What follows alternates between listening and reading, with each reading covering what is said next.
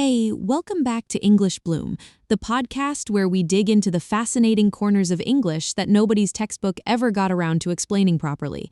I'm Sarah, and if you're new here, hi, genuinely lovely to have you. If you've been here a while, you already know we're not doing boring grammar drills. We're doing real language, the kind people actually speak.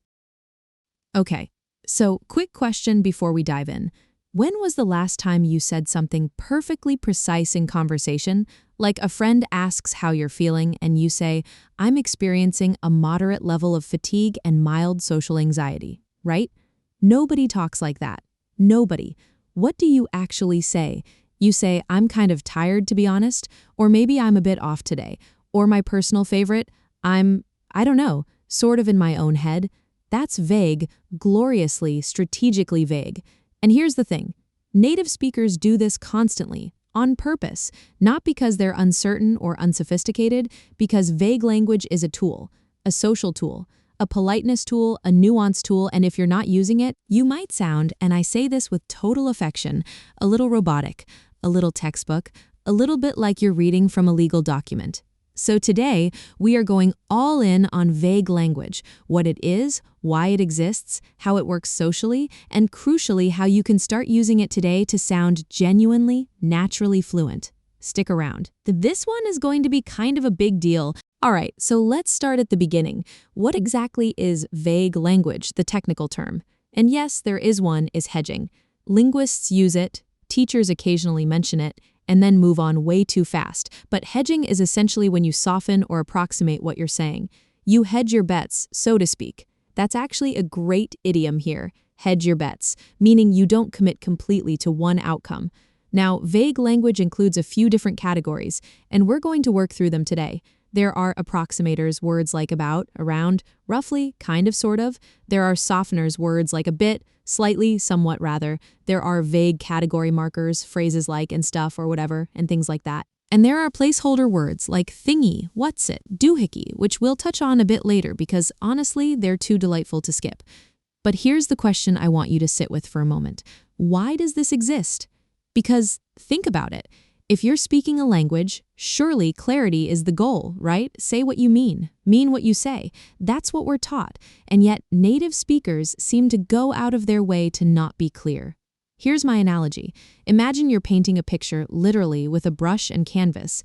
You could paint every single leaf on a tree, every vein, every shade of green, every tiny shadow. Photorealistic, and that would be impressive. But it would also take forever, and for a lot of purposes, it would feel a bit cold, a bit stiff. Or you could paint impressionistically, a few confident strokes, the suggestion of leaves, the feeling of a tree. And somehow that looser version connects more. It breathes. Vague language is the impressionist stroke. It signals something important. I'm not performing precision at you, I'm just talking to you.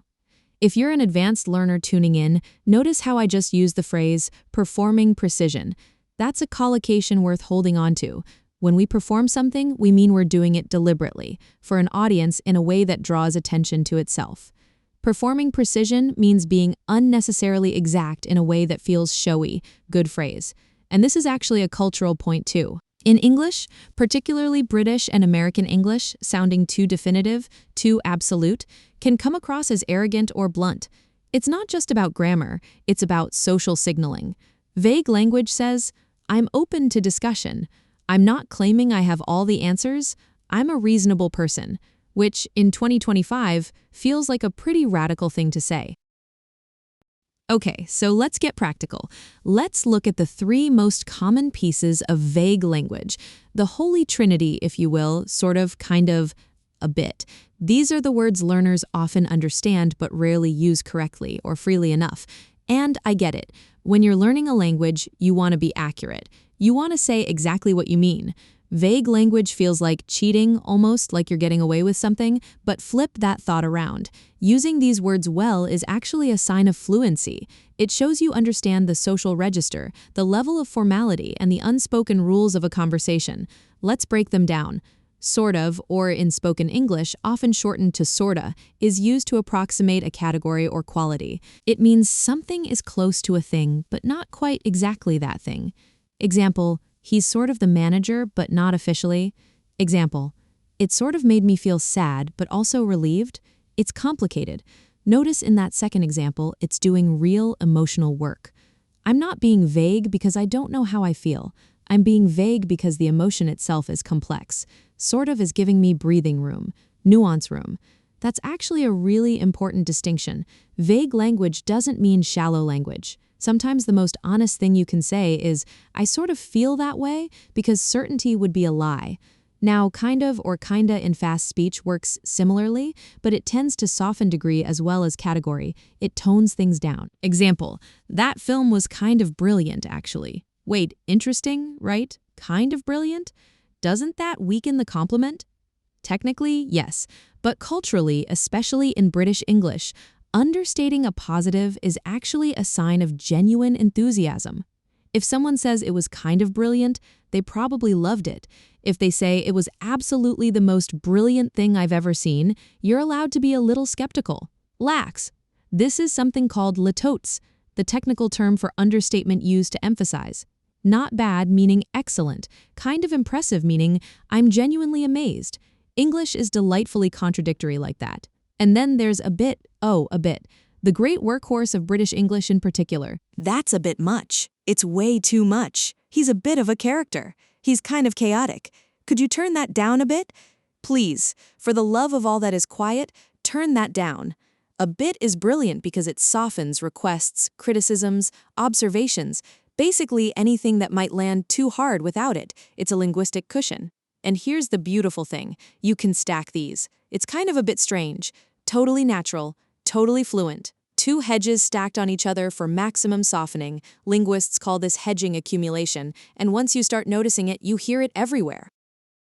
Now I want to go a level deeper, because there's something genuinely fascinating happening with vague language beyond just sounding casual. Vague language is a politeness strategy. There's this whole field called politeness theory developed by linguists Penelope Brown and Stephen Levinson in the 1980s, and one of their core ideas is that we're constantly managing each other's sense of autonomy and dignity in conversation. They call it face, your social self-image, your sense of being respected. Vague language protects face, both yours and the other person's. Think about it. If I tell you your idea is wrong, that's a direct face threat. It's aggressive. But if I say, that's kind of tricky to execute, isn't it? I've communicated the same thing, but left you space to agree, to save face, to pivot without embarrassment. This becomes especially interesting in professional contexts. Actually, I'll share something from my own experience. Because I think this is relatable, a few years ago I was in a work meeting, my boss had this plan, and honestly, it was a bit of a disaster waiting to happen. But she was excited about it, and I had to respond. So I didn't say, this plan will fail.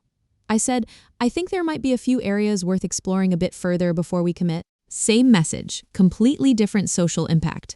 And you know what? She actually welcomed it. We refined the plan. It went well. And I didn't torpedo a working relationship in the process. That's vague language as professional intelligence, as emotional intelligence even. If you're a B1 or B2 learner, I want to be direct with you here. This might be the single most useful thing you'll take from this episode, because in professional settings in English, especially in international teams, being too blunt, too precise, too direct can be misread as rudeness, arrogance, or a lack of social awareness. Vague language isn't weak. It's strategically graceful. On the other hand, and I do want to be balanced here, there are contexts where vagueness backfires. If someone asks you for the deadline and you say, oh, sort of around the end of the month-ish, that's not graceful. That's evasive. That's frustrating. Context is everything. The skill isn't just knowing the words, it's knowing when precision matters and when softness serves.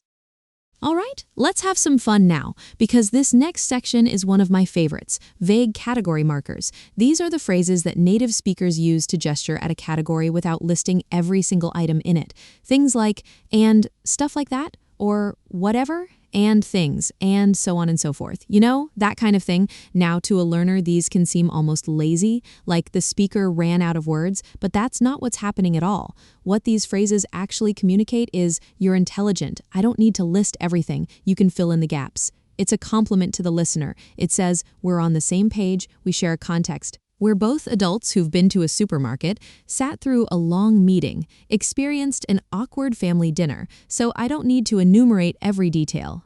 And stuff does it all in one word.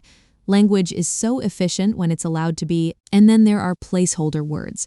Oh, these are wonderful. These are the words native speakers use when they can't immediately recall the precise word they want, or when the precise word doesn't matter.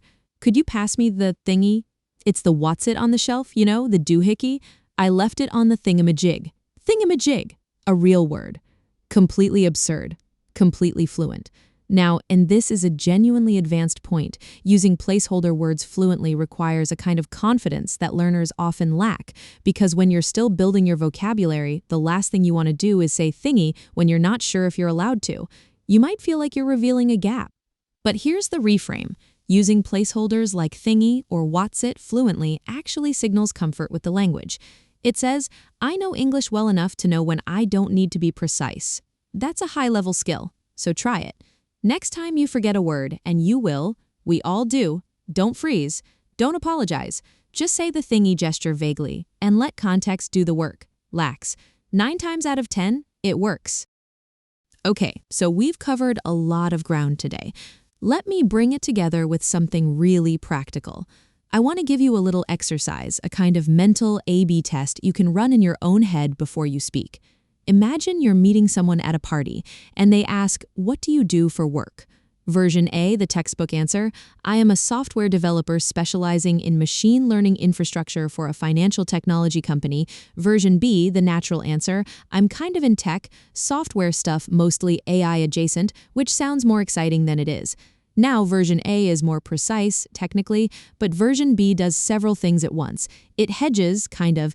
It uses a vague category marker, software stuff, it uses an approximator, AI adjacent, and then it self-deprecates to signal warmth and humility. Which one opens a conversation? Version B, every time. And here's the deeper point. Fluency isn't just about accuracy, it's about connection. Language is fundamentally a social act. Vague language is one of the tools that makes conversation feel like a conversation rather than a report. Building on that, here's what I'd suggest as a practice habit. Start noticing vague language in the English you consume, in podcasts, in films, in conversations. Every time you hear kind of, ask yourself, what is the speaker softening? What social work is that phrase doing? Is it protecting face, building rapport, expressing genuine uncertainty? Because once you can analyze it, you can reproduce it. And once you can reproduce it, it starts becoming instinct. That's how fluency actually works. Not from memorizing lists, from absorbing patterns until they feel like yours. One more thing before we wrap up, and this is a note specifically for my C1 and C2 listeners. There's a related concept in academic and professional writing called epistemic hedging. It's the written equivalent of what we've been talking about. Phrases like, it could be argued that this would suggest, the evidence somewhat supports. In academic writing, this isn't vagueness, it's intellectual honesty. It shows you understand the limits of evidence. If you're writing essays or research papers in English, building this into your style will genuinely elevate your writing worth looking up. All right, let's land this plane. Here are your key takeaways from today. Think of these as your little linguistic toolkit to carry into the week. 1. Vague language is intentional. It's not lazy, it's socially intelligent. When native speakers say sort of or a bit, they're doing real communicative work. 2. The big 3, sort of, kind of, a bit, soften degree, approximate categories, and protect both speakers' dignity in conversation. 3. Vague category markers and stuff or whatever and things signal shared context and trust the listener's intelligence. 4. Placeholders words thingy, what's it, doohickey are signs of confident fluency, not vocabulary gaps. 5. Context matters. Vagueness is powerful in social and professional conversation. It can backfire in high-stakes, precision-required situations. Read the room. Now, I want to ask you something this week. I want you to try using one piece of vague language you don't usually use. Could be sort of, could be a bit, could be a brave and stuff like that. And then, and this is the fun part, notice how the person you're talking to responds. Does the conversation feel more fluid? Does it open up? I genuinely love to hear about it. Find me on Instagram English Bloom or drop a message on our community Discord. The link is always in the description. Coming up in the next episode, we're diving into what I'm calling the art of the understatement. Because if vague language is the impressionist painting, British understatement is the entire abstract art movement. We'll look at phrases like not ideal, a tad unfortunate, one might argue, and why they're actually the most expressive sentences in the English language when you know how to read them. That one is going to be sort of unmissable. If today's episode helped you even a little bit, and I hope it did more than a little bit, please do share it with a friend who's on their own English journey. Leave a review if you're listening on Apple Podcasts or Spotify. It genuinely helps the show reach more people who need it. And most importantly, keep going. Language learning is one of those things that feels slow until suddenly one day it doesn't. You'll be mid-conversation and you'll drop a perfectly timed kind of without even thinking about it. And you'll realize quietly, privately, wonderfully that you've got this. Take care of yourselves, stay curious, and I'll see you in the next one.